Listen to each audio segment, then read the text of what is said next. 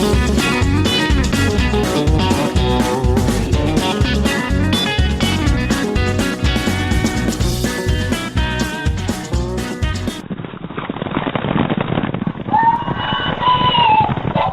mules are in the corral. Welcome to Mule Talk, and I'm Cindy K. Roberts, your host. And Meredith is here, and it's so good to be back with you in the studio. How are you, Meredith? Doing really good, Cindy. I was wondering late last night what we were going to be talking about. I thought maybe we were going to do this episode by the seat of our pants. As we could have. We That's didn't right. even need a topic. Okay. You know, we see enough during a week, of people doing this and doing that, and it always prompts topics. Sure. So even if I hadn't found one of the things that I'd already written about, we could fly by the seat of our pants because topics are coming up every single day. You bet. With all of our experience, I'm sure that we have a lot to share with people to help make their experiences a lot more pleasant. And this is going to be one of those situations because when I first started showing, it was really chaotic for me. I was just like everybody else. And Sundowner was only a yearling when I started showing here in Colorado. And then I took him to Bishop Mule Days, and I took my Little Jack Horner, showed those two. Then the next year I had maybe CT younger again, and we showed halter classes. And those were pretty easy to do. It was just mostly a case of grooming, and the hardest thing you had to do was body clip them, But, and I really, to this day, don't really like body clipping because I do believe that their hair coats do insulate them from heat and cold and protect them from insects and everything. Sure. But I'm also skilled enough to know that we have a lot of judges in the mule shows that we had a hard time getting judges. So a lot of times we didn't have very skilled judges, and if an animal went into the show all hairy, they didn't have the ability to look through the hair coat and see the conformation of the animal. That kind of came later, and that came later with my experience as well. For me, you had to body clip your animals. And body clipping was, oh my gosh, I sure learned a whole lot about body clipping when I was showing because my animals, they were good. That's where I learned how to do a lot of restraints and use restraints too. And the one mule that I had, Lucky 3 Firestorm, very appropriately named, by the way, she was an Arabian. All right. And I went body clip her, and she was the epitome of conformation. She was absolutely gorgeous. So I knew that if she was really going to shine, she was going to have to be body clipped. And that was before I knew that you should do the heads and the legs first. So I did her body first, and that went really smoothly. But then by that time, she was getting kind of antsy from standing there because it took a full hour to get the body done. So then when I got to her face, I did that next, and she was not real keen on that, but she taught me all about my face tie. She taught me that if I was going to do her face, I was going to have to tie it to the hitch rail, and so that's what I did. And it's really nice that long ears respect hard ties like that because horses would go bonkers if you tried that with them. Right. The horses would just hurt themselves, So I went ahead and tied her face to the hitch rail, and we got the head done. But then we went to the legs, and I went to try to pick up a front leg, and she just stamped really hard. No, I'm not going to do this. And I went, oh, come on, Stormy, just stand still. No, I'm not going to do this. And wham, down on the ground every time I so much as touched her at the fedlock. So I thought, okay, I'm putting these clippers down. So I put the clippers down because I had the farrier there, and she was good for the farrier. And I picked up her foot, and as long as I didn't have the clippers in my hand, that was fine. I had about a 3-foot lead rope without the snap on it. And I went ahead and bent her knee back and then tied her foot up like that. And now she's on 3 legs. So I was like, okay, I got you now. So I'll start up at the top and then go to the rope. Then I'll start at the bottom and I'll go back to the rope and get that much done. And then maybe by that time I can do everything in between. And she stood really well for the upper part. But then when I went to the fetlock and the cornet band, she kind of started bouncing around, and up from behind came one of those back legs and went flying past my head. I went, oh my God, she can stand on 2 legs. Wow. Well, you know how athletic mules are. They can do just about anything. So I decided maybe it might be a good idea to put the Scotch hobble on her. So I put the Scotch hobble on her so that the leg that was going up was the one she used to kick with me, which was on the same side. So I kind of dared her to stand on the 2 legs both on one side, and she couldn't really do that all that well. We got those 2 places done, and then as I decided to get the hair in the middle, then I untied the 3-foot rope and let her put her foot down, and of course her leg must have been going to sleep or something, because she was pretty quiet about that, pretty much, and I did the Scotch hobble so her back foot was off the ground, so that's okay. Except when I went ahead and tried to lean over with the clippers to do the middle of the leg over the knee and everything, and in the middle of the cannon bone, then she started stomping again. So I went and got my hobbles with the fleece on them, nylon fleece hobbles, and I hobbled her 2 front feet together. Then I could do the middle. And so then I went ahead and did that. Then I went to the other side and progressed the same way on the other side. But then when I went for the back feet, she really got squirrely. She would not stand still. Even with her back foot tied up like that, she was bouncing that hind end all over the place. Wow. So I pushed her up against the hitch rail, and I said, okay, Stormy, we're going to stop this firestorm right here, right now, and we are going to stand still, aren't we? Uh-oh. And her little eyes got all big, and she looked at me, and she goes, oh, you think so?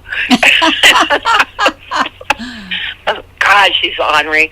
But she's not ornery. She's just really smart. Yeah. So what I did was I took a 12-foot lead rope that I had, and I started at the front, and I had her face tied to the hitch rail. I had her feet hobbled in front. I had the Scotch hobble on her, and I took this lead rope, and I went around the girth and around the hitch rail and around the barrel and around the hitch rail until I got all the way back to the flanks, and then I tied it off. I said, there! Now, are you going to stand still so I can get these back legs? She flipped herself upside down, and she was hanging from the hitch rail, upside down. Ooh. Wow. I know. I'm like, what? Yeah. And she goes, oh, I'm plenty comfy. It feels like a hammock. So I said, well, if you're plenty comfy, I'm taking those back legs right now. She had one on one side of the hitch rail, one on the other side of the hitch rail. So I went ahead and clipped those back legs just like that, and then loosened up the rope around her belly so she could flip herself back, which she did. And she was all done, and she was happy. And I never, ever had a fight like that with her again. She would stand absolutely stock still for her body clipping going forward the rest of her life. No problem. But she's the one that made the choices. And I didn't really do anything that was inhumane. Right. Because those ropes I had on her, they didn't burn her. They didn't make sores on her at all. And the hobbles I had on the front were fleece lined. Sure. And like she said, when I got the rope, it was a soft cotton rope all the way around her belly and everything. And when she flipped over, the rope was so close to itself all the way around her belly, she just looked like she was hanging in a hammock. The things I learned, the things my mules teach me are just amazing. Yeah. I do offer these restraints because they are humane restraints.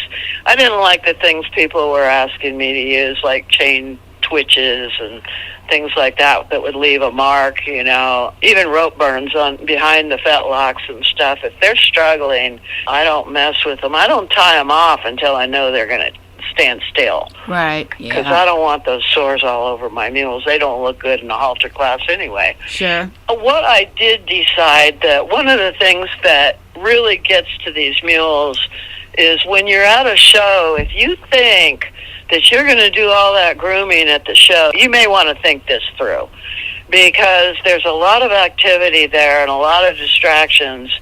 So it's best to do your body clipping at home, and just do it when you have a day where you don't have anything else to do, because if you do, the animals will sense that, and they will make damn sure it takes a really long time to get done what you're going to do. If body clipping can be done in 2 hours, if you're in a hurry, it will take 5 hours. Yeah. So that's just the way that they do. And I generally would clip 2 to 3 weeks in advance of the show, and with the mindset that I am not going to do any other clipping except detailed clipping after that. I only clip my animals once in the spring. And then I kept them in stalls and runs, and I would blanket them. You got to take the blankets off when it gets warm. You got to put them on when it's cold. And if it's really cold, they may need 2 blankets. And they might need a hood. They might need boots, shipping boots on their legs. Sure. To keep their legs warm. Mm-hmm. Because if they feel the cold, the hair's going to start to grow. Yeah. And the other thing that I did was I kept 16 hours of light in the barn, so that kind of fooling them, their bodies, that, yeah, we're in summertime, we've got 16 hours of light. And see, they process that through their eyes. If their eyes are processing light through there for 16 hours, and they think their body thinks it's summer. And then the hair doesn't grow back as intensely as it would if you didn't do that. But that takes a lot of switching blankets and making sure they got the wraps on when they need them. If it gets a little warm, take them off. But they still need time outside. You have to gauge it. If it's in spring, it can be winter weather. Sure. So it can get pretty darn cold. So you just go ahead and turn them into their runs, during the day when it's cold, and leave all the wraps on and the 2 blankets. But if it's warmed up a little bit, then you can take 1 blanket off. You can take the wraps off. Sometimes the mules take the wraps off for you. And then if you... All right. If you have blankets and you have a mule like Ely didn't like blankets at all. And I would take the top blanket off in the morning. I'd close up the barn at night. I don't believe in having heaters in the barn. They need to acclimate to the weather. Mm-hmm. And, any drastic temperature changes can adversely affect them, and you can end up with an upper respiratory disease if you're not careful. We go ahead and kept 14 animals in the barn and just closed all the doors at night, and their breath kept everything reasonably warm over the night. But then, and Ely was pretty good about going overnight with his 2 blankets on, but come morning, he didn't want that blanket on. And when it was turnout time, he didn't want that blanket on. So the weather warmed up a little bit, so I didn't have to put 2 blankets on him. But when I went to turn him out in the morning, I went down to his stall, and he had shredded his blanket, so the only thing that was on him were the seams.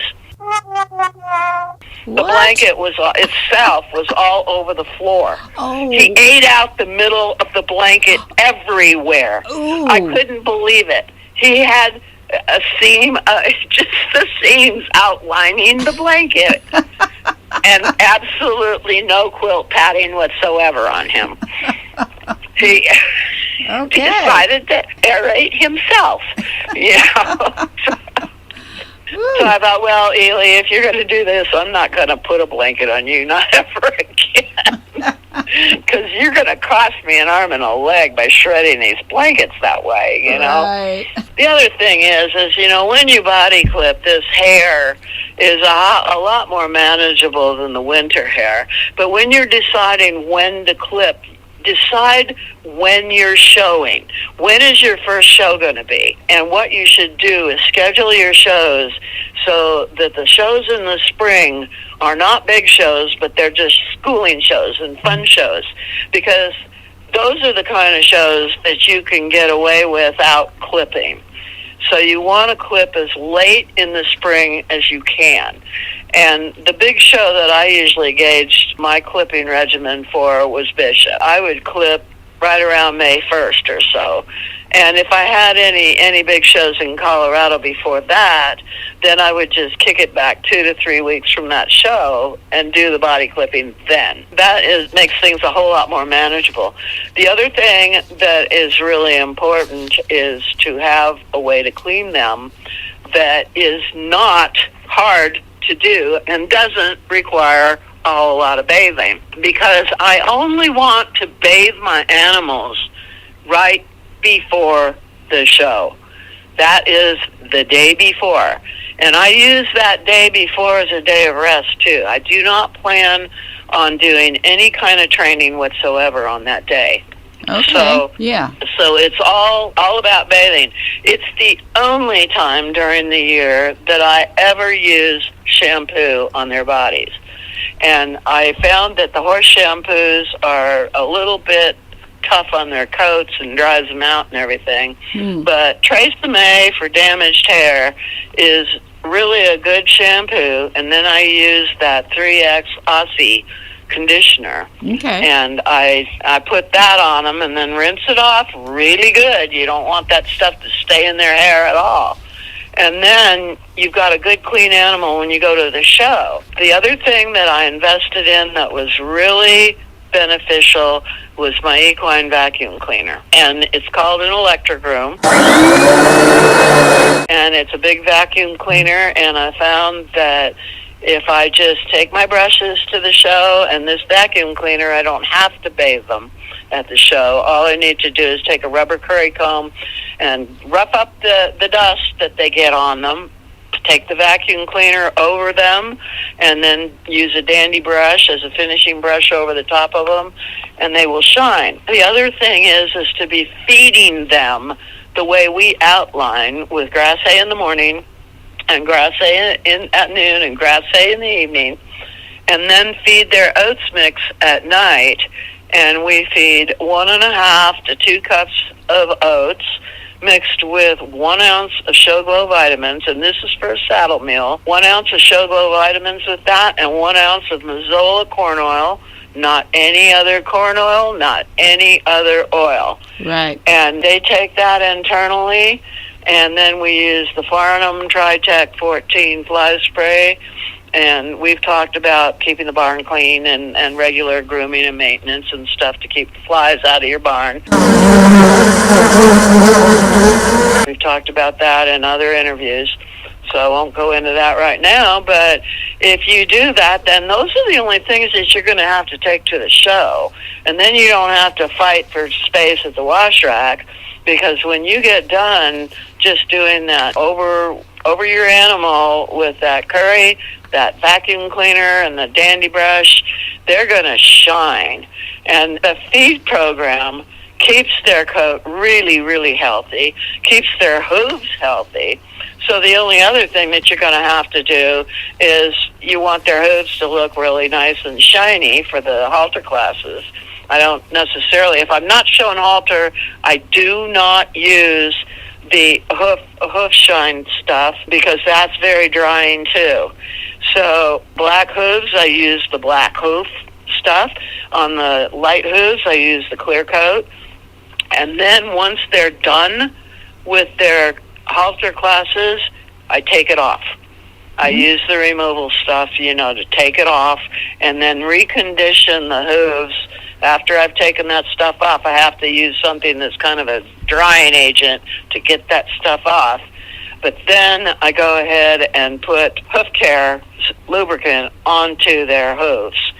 And forget what kind I use. Most of them are pretty good that you would use on their hooves. But don't put a lot on them, and only do it once, because you run the risk of making those hooves too soft if you use it too often. Oh. So you got to be aware of that. A lot of people get carried away with these products, Oh, it makes it shiny. That's really cool. And then their hooves start going sideways, and you realize their hooves aren't hard enough. Right. So you got to be really careful. Each time you, at home when you're training, the other thing you want to do is you want to train for your classes that you're going to do. At least the last week before you go to the show, just review the classes that you're going to be in. Before that, you go ahead and train in the hourglass pattern, which has all the elements of all the classes in it. Instead of leading through it, you're going to ride through it. You're going to be doing it in the elbow pull, so they maintain their good posture and they maintain all the training you've done up to that point. And then in the last week, you're going to go ahead and ride your classes. This is a dress rehearsal. And before you do that, you go through your tack and equipment and decide what you're going to wear for each of the classes. And you put that aside in your house. And you get it all ready, make sure everything has gone through the laundry, everything is ironed, everything is clean, the boots are all polished, the belts are all selected, the shirts are all selected, any vests you want to wear are selected, any jackets, all of that stuff, and put them to the side, and put them to the side according to classes. When you put them aside like this, you're getting them ready to load into your trailer. Make sure that all of your clothes have a plastic bag over them, or you can get clothes bags and put them in those, but you want to keep them clean. So you go ahead and organize it like that. They do have boot bags, for instance, too. And when you put your clothes in the clothes bags, put the belts in with them, put the pants in there with them. Keep in mind, too, that if you're doing multiple classes and you're going to have multiple changes and you're going from Western to English, you can actually wear your English pants, your breeches, underneath your Western pants. It may make you look a little fatter, and you may have to buy your pants a little bigger, your Western pants a little bigger. But believe me, when you get up on the animal, it really doesn't make much difference. But it will make a huge difference during tack changes. Okay. So you want to make sure that you're ready to do those tack changes. And I found that, too, doing a drive and ride class, this became really important. I started out by doing drive and ride in Western classes, but I found that the Western saddle was kind of awkward to get out of the Meadowbrook cart, because it had a rear entry, but that didn't really help. Trying to drag that Western saddle out of there, it was cumbersome and everything. So I decided to do drive and ride classes in English gear instead. Oh. So yeah, I had an all-purpose English saddle that was really lightweight. Okay. Fit in that Meadowbrook cart, I could just heave it right over the top of the wheel, and it wasn't a problem, And the other thing was that as far as my harness was concerned, because we usually did the harness part first and then went to the riding, that the collar harness was also very cumbersome, and it had more pieces to it than a breast collar harness. Because in a collar harness, you've got the hames attached to the traces that have to wrap around the collar and be buckled onto the collar and all of that. And they only give you 3 minutes to do a tack change. So you want to cut the time you're spending in changing tack and changing your attire to practically nothing. And so this is how I did it, was by going English in this class and having my English outfit on with my breeches and my jacket, my black jacket, and I had a helmet, and then I had my tall black boots. But with the black boots, if you're showing your Western class, you can keep those boots on, because your chaps will cover them up. Oh. So you can go, you know, from an English to a Western class really easily by just covering these things up with your Western attire, and just take the jacket off and change shirts. That's not a problem. Take your helmet off, put a Western hat on. Going both ways, if you use your head, you can make these tack changes really quickly. And going from English attire in driving and if you're going from the drive and ride class to a side saddle class, all you have to do is you have a lap rug for the driving class that goes right over your breeches and hides whatever you've got on, your boots and everything. You just tuck it in around your legs. So you go into your driving class and you've got this lap rug on there, and the lap rug is required for driving. Yeah. So then when you come out and you want to do the riding part, you can ride in a drive and ride side saddle or with an all-purpose English saddle if you want to. But if you're going from a driving ride class and you're going to ride English, which takes less time, then it's just a matter of getting the saddle up there. And the all-purpose English saddle doesn't have as many straps as a side saddle does, so I just save my side saddle for the side saddle classes.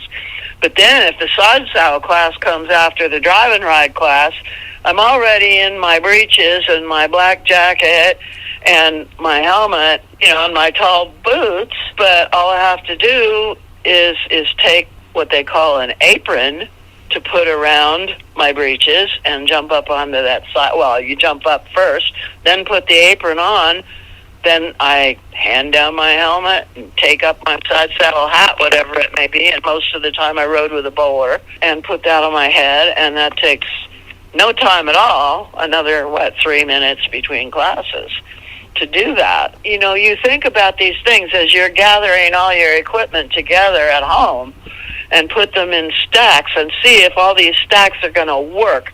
And then you go ahead and take a look at the schedule that you've been sent and see where these classes are going to land, so you know how to prepare with your clothing, for the tack changes and the clothing changes, and you do those things accordingly. Then as you're training for the show that last week, you got all your clothes ready because you've thought this through. You've had your class schedule. You make a copy of that class schedule so that you can post it in the barn where you're going to be, or if you're tying to a trailer, you can put it on the door of your trailer so that you have it right in front of you at the show, so you don't have to waste time going, oh my God, what class do I have next? It'll be right there in front of you. Then at home when you're training, you go ahead and train in that same order so that it's familiar, because remember, you're training your brain. When you're preparing to get ready for the show, the other consideration is that you want to have your farrier shoe your animal according to the classes that he's going to be doing. When you're picking an animal for certain classes, you need to take into consideration how you're going to have him shod, because you don't want to, for instance, use an animal for the parade that's going to be going down asphalt and needs borium beads on his shoes. You don't want to use that same animal for reining, because he needs to be sliding behind, and he needs to be shod with slider plates behind. If you're picking an animal for a reining class, I suggest that you pick that animal solely for the reining class. He can probably do Western pleasure as well and English pleasure, but you wouldn't want him doing any jumping or anything else that might require more traction on the back end. The animal that you're using for the parade, you're going to need borium beads on his shoes so that he can get traction on the slippery surface of the asphalt. But he can also wear those shoes in an English or Western pleasure class. He can wear those in jumping because they will help him get traction behind to clear the jumps and everything. So the shoes with the borium beads, if you can have your animal that's shod that way in multiple classes. But I would keep your reining mule restricted reining if you can. That would just be a whole lot better for you there. The other thing is your animal is going to need routine vaccinations. Make sure he's up to date on his vaccinations, his deworming. He'll need a Coggins test as well, but be assured that your Coggins is current, because Coggins tests need to be done every 3 months. And the show season is usually for 6 to 9 months. So you just need to make sure that your Coggins is up to date. Health certificate is good for the whole year, so you won't have to redo that. And so, let's see, the things you will need to do right before the show should only be minor clipping, vacuuming, polishing hooves on the day of the show, at the show. You will do all your bathing the day before the show at home. Okay, each individual mule that you're taking should have his own personal show halter and bridle for convenience, so that what you can do to cut the time between classes, if they all have their own halter and their own bridle, you go ahead and just put a nylon halter over the top of the bridle or the halter and tie them up with that. I wouldn't use those nylon halters for showmanship classes. Plain leather halter is better if you can't afford one that's got silver on it. They do like high-dollar stuff in those classes, and the judge can't help himself but to notice the animals that have that really shiny equipment. So although they say it doesn't matter, it's really at the discretion of the judge. And we don't get a lot of well-schooled judges for our mule shows. So it's best to, give yourself the edge any way that you can. And going ahead and having these animals prepared beforehand, before the show, before the classes, and having them standing tied, waiting for you to come out of one class and get ready for the next one will make your job a whole lot easier. This way you will be able to just change out saddles and change your clothes. When you're at home, before you're doing all this training and everything, get that class schedule and take a good look at it and go into your wardrobe and pick out all the clothes that you're going to want to wear for the show. And keep in mind the tack changes that you're going to have between classes. And as you select these clothes that you're going to wear, select clothes that can be layered, breeches and boots that can be worn under your Western clothes. So all you have to do for changing from Western to English or from English to Western is add or subtracting the things required for the class. Generally don't worry too much about the boots. If I'm riding English classes, those English boots are really hard to get off, and they take a lot of time. So what I generally will do for the Western classes is wear my breeches and my boots and go ahead and just put the Western gear over the top. I can put the pants over the top of the breeches. I can put chaps over the tops of the breeches. So the only thing that's showing at the bottom is the black boots.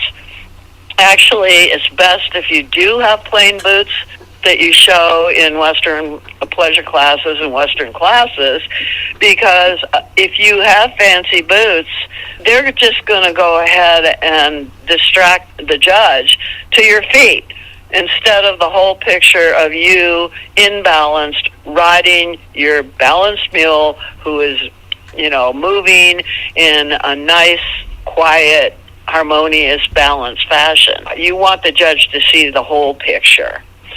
So you're going to go ahead and pick out all these clothes that you're going to want to take, and you're going to, when you get the whole thing done, then you're going to put them all through the washer. You're going to make sure that they're all ironed, and any other things that you need to do, polish belt buckles, clean your boots, and anything else, and make sure that everything is clean and ready to go, and put those clothes in clothing bags or under plastic so that they won't get dirty, and get them all ready to go ahead and load into the trailer. And then just keep them in a place in your house until a couple days before the show, and that's when you're going to be actually loading them into your trailer. then what you will do is you will also take that same list of classes that you have, and you'll spend the week before the show doing a dress rehearsal of all the classes that you will be doing with each of the mules that you'll be using. And you don't have to use the clothes. You can go ahead and just ride the classes.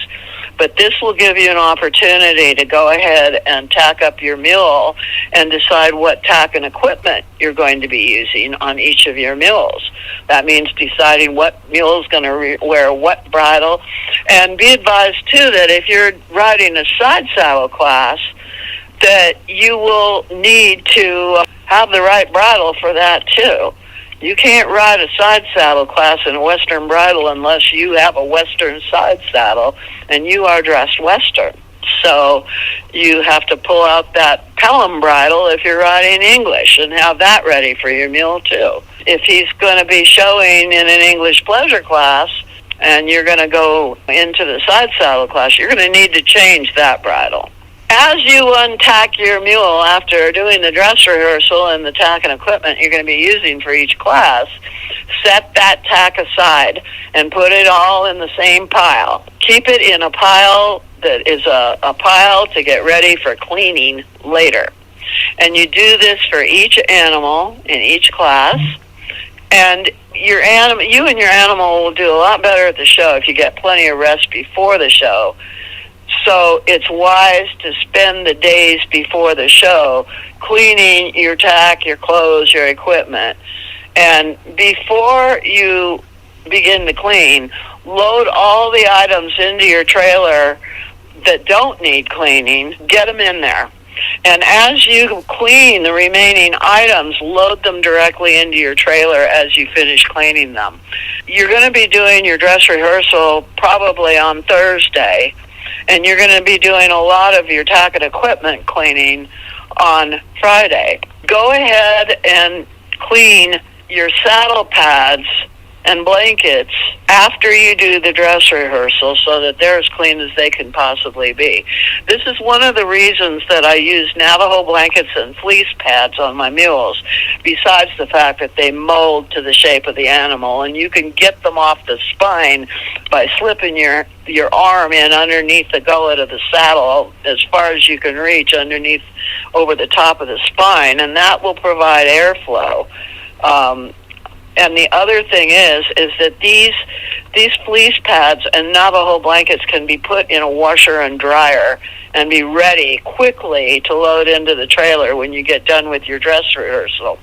Those other pads that they have out there are often too thick, and they leave room for airflow, but they also are oftentimes they're kind of stiff, and they will rub the withers, and they do rub behind the saddle too, right, with the shifting that takes place while your animal is moving. So I have never had a problem in 50 years with Navajo blankets and fleece pads. Right. And the way that we do that. And as I've mentioned before, I did a simple change on my old Western saddles, most of which were Circle Y saddles, by simply having the tree shaved down at the gullet. Where the mule has a muscle, the horse, if you sit on a horse bareback, your legs fall into a groove. If you sit on a mule bareback, there's a muscle there that makes you feel like you're being pushed off the mule. And I just came up with the idea that maybe if we got rid of that swell on the tree, that maybe my saddles would fit, because I didn't want to buy, they didn't even have mule saddles with mule trees when I was beginning all this stuff. And so I tried that with my saddle maker, and I found that all four of my Western saddles, three of which were Circle Ys, all fit all of my mules. Wow. After I did that. Cool. And I've seen all these guys that are coming up making mule saddles and everything, and they go ahead and I even had my saddle maker make a special mule saddle for Lancelot, but he still fits in all my other four saddles, so that's fine. But that mule saddle that I had made doesn't fit my other mules. It only fits Lance. It only fits the one that it's measured for. Right. So I think that coupled with this molding blanket situation that I've got going on, and the way that I got those trees shaved down, and they were medium trees, they weren't over wide or anything like that, or narrow or anything like that. They fit all of my mules, and they fit all my mules for 50 years.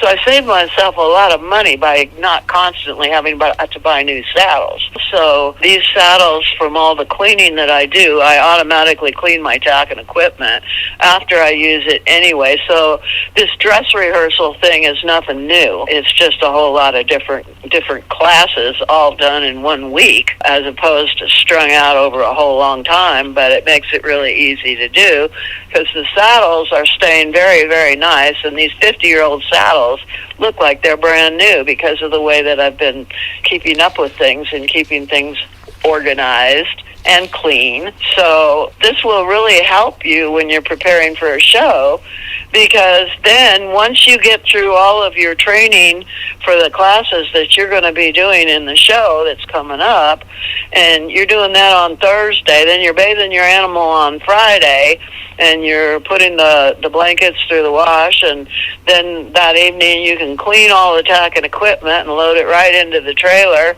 Then you've got everything in the trailer, and you make a checklist of everything that you think that you are going to have to be taken, and you just do that over the week. When you're doing all this stuff, you'll think of things that you forgot, and you just add them to the list. So when the basic gear for you and your animal is loaded, you make a checklist for feed, buckets, hoses, brushes, forks, brooms, and shovels, etc., that you'll need for general care, and you load them in and check them off. When you've finished, you'll have all the things that you're going to need for transport: sheets, blankets, shipping boots, etc. And since you're going to use them, and you're going to use them, you can't exactly put those in the trailer right away, so you lay them out by the truck or trailer, or have them ready to go in your tack room in a very obvious place. And those are all cleaned up already because you've done all the wash and everything. So you leave them there the day before you're going to be driving to the show. And you may think that when you're leaving for the show that it's going to be a cold day, so you got your quilted blankets out, but you want your sheets out too, because you might get up in the morning and find that it's not as cold as they said it was going to be. It's hot. So instead of putting the quilted blankets on, you put the sheets on and the shipping boots and everything. And everything's right there and easily available. So you put what you need on the animal, and then you pack the rest in the trailer because it's sitting right there. And so you're preparing for any kind of weather that you get. And you've got all the equipment out already. If you proceed in this manner, the risk of forgetting any important items is going to be minimized. It's best to make sure that your trailer is fully loaded except for the animals the night before you leave. This gives you time overnight to think of anything that you might have missed. Items such as your ice chest can be left until morning. Just put it right next to the truck or trailer, and you can put the ice in it at the last minute. And you put it right by the truck or trailer so you absolutely won't miss it. Do not rely on your memory. Your memory is going to be clouded by the excitement and the anticipation of the show. If you're taking a number of animals to the show, it's wise to bathe with soap. This is the only time you're ever going to bathe with soap, the day before a show. Then cover the animal with a sheet or blanket and leg wraps and keep them in a stall or run. No dirt pens, no pastures. That's a good way to get an animal, and especially if it's a light-colored animal, to go take off his blanket and roll in the manure. And then where are you? Then you got to give him a bath at the show, which is just going to be more chaos. And when you get to the show, if you abide by these precautions, then all you're going to need to do is rinse him with water or vacuum any excess dirt off, and it minimizes your grooming at the show. When you get to the show, you're going to put your show schedule where you'll be tacking up for each class. Organize your clothing and equipment so it's ready to go and easily accessible. Once the show begins, you're not going to have time to go hunting for misplaced items. Take note of your clothing changes and wear things that are easily changed and layer them accordingly. as you can. For instance, if your Western classes are before your English classes, you can wear your breeches underneath your Western slacks and chaps. Changing from English attire to driving in side saddle attire is easily done by wearing your English clothing and simply changing your headgear and adding a lap rug for driving or an apron for side saddle. Changes of your boots are pretty much optional. English boots are easily hidden beneath properly fitting Western chaps and are totally appropriate footwear for English driving and side saddle. If your classes are spaced fairly close together and you're using more than one animal, it is advisable, as I've said before, to tack up the other animals ahead of time, put a nylon halter over their bridles, and tie them up with that. You don't want to take a risk of them breaking a leather bridle or a leather halter or anything like that, any of your show equipment. If you're only using one saddle for more than one animal, the other animals can still be bridled with the halter slipped over it so they can be tied and waiting. And all you have to do is just ride back to where you're tacking up, take the saddle off of one animal, put it on the other, and then go change your clothes. Always make sure that you tie off those reins so they won't be hanging, so they can get chewed on or stepped on. You just slip them through the throat latch of the halter and tuck them under there so they can't reach them. If you're using the same mule throughout the show, tacking and stripping should not be too time-consuming if your equipment is well organized. Shows can be fun and exciting, but it can easily turn into a nightmare when things are out of place and chaotic. Make sure that you've made your motel and stabling reservations early, and leave for the show well ahead of schedule to allow for breakdowns or other unforeseen emergencies. That means add an extra day for traveling, because you don't know if you're going to break an axle or something really serious like that. Right. The one thing that I do like to do if I'm going a long distance is I will go ahead and change all the tires on the trucks and trailers. Oh, yeah. If I'm not going too far, then you can kind of ride on the new tires that you've bought already, but I absolutely think that that's something that you can really do. Check your hitches and make sure that nothing has gotten weakened in the process of traveling, that nothing's getting rusted and about to break, and if it is, replace it. Make sure that your lights and the plug-ins work the way they should, because a lot of times those things will get shorted out as well. And you don't want to be doing all these unforeseen emergencies while you're on the road. Better to do what you can at home. And then just leave a day ahead of time, knowing that it's Murphy's Law. If it can go wrong, it will go wrong. And I've had that trouble with my trailers, but I've always left a day ahead of time so that I don't have to get all crazy about, I'm not going to get there on time, I'm going to miss this, I'm going to miss that, The last thing you need is stress.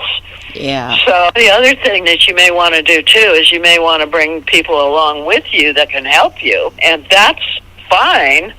But if you're going to do that, then you make sure that those people come and spend that training week with you, doing all the things that you're doing and being well educated as to what your show schedule is going to look like, and then decide the kinds of things that they can help you with and teach them to do those things during the dress rehearsal, so that when you get to the show, you won't have somebody that doesn't know what to do, who is only going, can I do this? Can I do that? They will already know what they can do and what they need to do to stay out of your way. Both sides of that coin are really, really important. It goes without saying that a breakdown with a trailer full of animals is real headache. Right. Really, really bad. So when you do all these things, it's really going to help you in the long run. And being organized is not as overwhelming as it might seem, because when you spread these things out like this, it becomes easy. And you've taught yourself how to do these things. And then when you're at home just training even, things will go a lot smoother. You'll be able to know just how to approach all these things. When you come back from the show, you go ahead and put things back in order in the way they are, If you're training, you clean your equipment as you put it back. And it's kind of like cleaning your stalls and runs every day. When you do it all the time as a matter of course, then it doesn't get overwhelming. It doesn't build up and become a gigantic problem. You can get these things done quickly and afford you a lot more spare time than you even think you're going to have. I would say, in summary, with routine grooming, barrier care, vet care, regular cognizance testing during the show season, and permanent brand inspections, you can greatly reduce your show prep time. Dress rehearsals, individual tack for each animal, and organized loading will assure that all your tack and equipment will be readily available. Advanced motel and stabling reservations will afford you and your animals a much-needed rest when you arrive. Having your truck and trailer checked before you leave will make sure that you arrive in plenty of time. An organization of tack and equipment when you do arrive will heighten the chances for an enjoyable and relaxing show. And you will have time when you get to the show to converse with all the spectators and your friends and have fun filling them in about all the wonderful things there are that goes with showing mules, and you will be an exceptional breed ambassador. Well, if you want to learn more about my approach to everything, which really, I am basically very lazy. No. And I really didn't like it when I had to take care of my family and everything that went with my family, because they showed too. Okay. So that kind of forced me to get really organized and even to add a lot of things to my schedule, because Bishop Mule Days, it fell right at the end of the school year. But my daughter wanted to go, and my daughter wanted to show. Okay. And so, and we did all the training together and everything, and so she was a really good rider. I mean, she won the side saddle class against Crystal Ward out there at Bishop Mule Days, and Crystal was like winning it all the time. Sure. She told me, she says, my goal is to beat Crystal, and she did. She did. All right. But her teachers wouldn't let her go unless she could keep up with her schoolwork. Sure. So we had to go and get all her schoolwork for a whole week, in order for her to be able to go to Bishop. So that was adding one more thing to all of this chaotic stuff that we had to do. But getting organized made it a whole lot easier, because we knew where everything was. We weren't cleaning up stuff that got really dirty. We weren't spending a whole day cleaning the barns. It was only like an hour in the morning to clean 3 barns, because you only go out there and pick up a couple of piles per animal and put bedding back. I didn't cheat on bedding, because I found out when I cheated on bedding, the stalls got a whole lot dirtier. Oh, sure. And then they would pee in the stalls too. If the bedding was there and it was clean, then they would use it as a bed. And they didn't want to pee there. They'd go outside to do it, Right. So a lot of these things that you think you're taking a shortcut with it, the shortcuts turn into long cuts, and when you spend time doing the things that you should every day, those are the shortcuts. Getting organized is the shortcut. So that's kind of why I structured all my books and videos and everything with the idea in mind that you're going to spend a long time on training. You're only going to do small steps at a time. You're going to teach yourself patience, and you're going to do these small steps, and you're going to realize all the little details that you've been missing by trying to take shortcuts, and you're going to find that all these little details that you didn't know even existed before are going to save you a whole lot of time. And then you have time to do things like going grocery shopping and spending time with your kids at the soccer games on the weekends and all these other things. You're actually going to have time to do those things, because you've just made better use of your time all the way along. It permeates into the rest of your life, and like I said, it leaves you time for everything, and so you don't have to be mad at everybody because you feel like you're not getting that work done for the training to win that show. Right. Well, drilling never helped anybody. All it ever did was make everybody tired, including your animal. Right. And when you get tired, you get cranky. Whoa.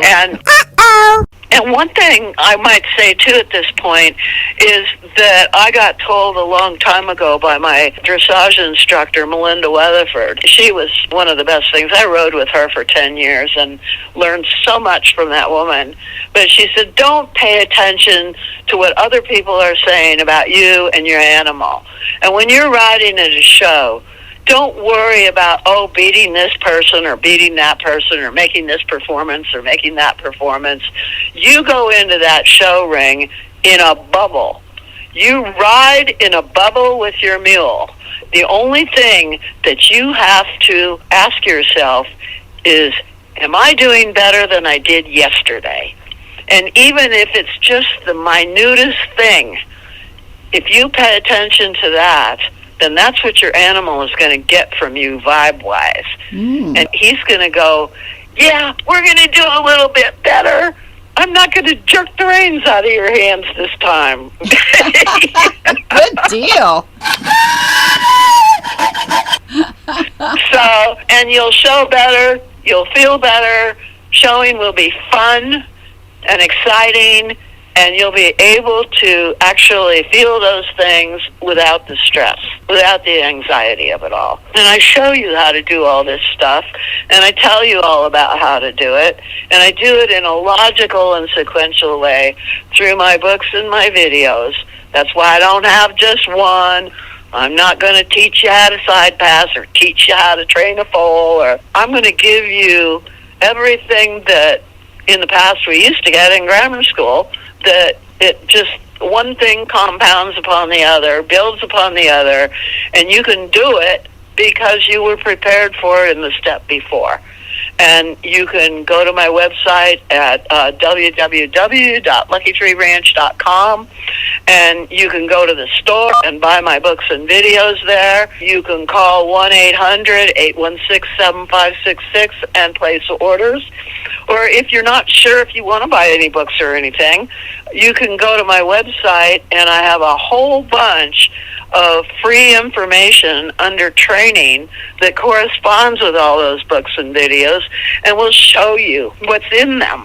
You can go to my website at jasperthemule.com and let your kids peruse all the kids' books we've done, which show kids how to handle these animals in a kind and humane way, and gives them a lot of confidence when they're handling their animals, so they won't get negativity from their animals with these good approaches. Yeah. You can find me on Facebook at Meredith Hodges public figure page. My personal page, my friend's page, is full, but I post exactly the same thing on both pages. And if you have any specific questions that are not being answered in all these different places, you're welcome to email me at meredith@luckytreeranch.com, and I answer everyone promptly. Awesome. Always. You're everywhere. I love it. Yeah, well, my main thing is to be able to share everything that I've learned with everybody else so that they can enjoy their animals and the things that they do with them as much as I can, you know, and I do it totally stress-free. Right. And people were worried about us running out of information to talk about. That's not going to happen. No. Because I've been doing this for 50 years almost with mules, and it never fails. They teach me something new every single day. Oh, yeah. So there's an ongoing learning process, and I just keep documenting it in the diaries and posting the stuff on Facebook and doing documentaries out of the notes that I've taken, and the training series is pretty much done. And I've written articles about absolutely everything. Under mule crossing, you can get up there on training and look under mule crossing, and there's 195 articles to read. Oh, wow. Yeah. And there are 126 training tips to look at.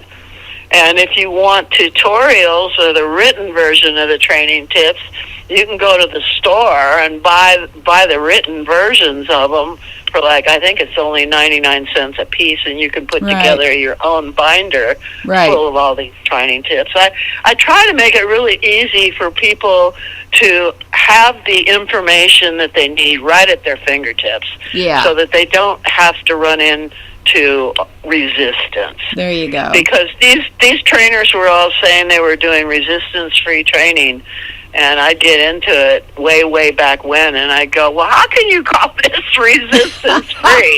This is not resistance-free.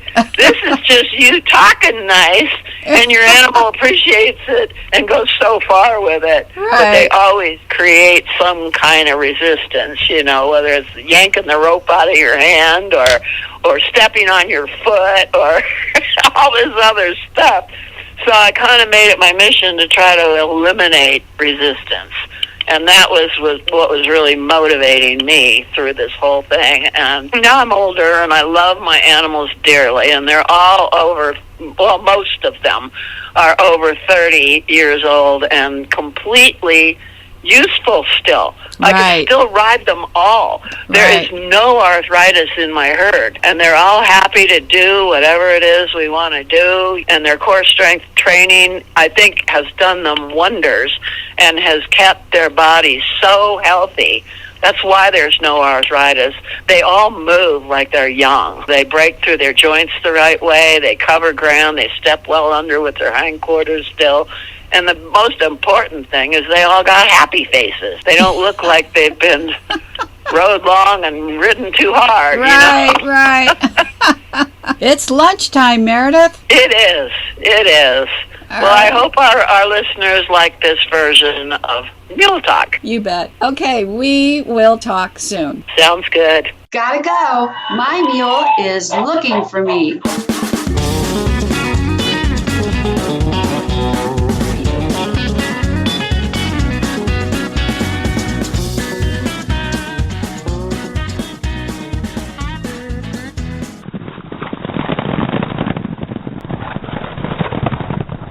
Mule Talk is an Every Cowgirl's Dream production.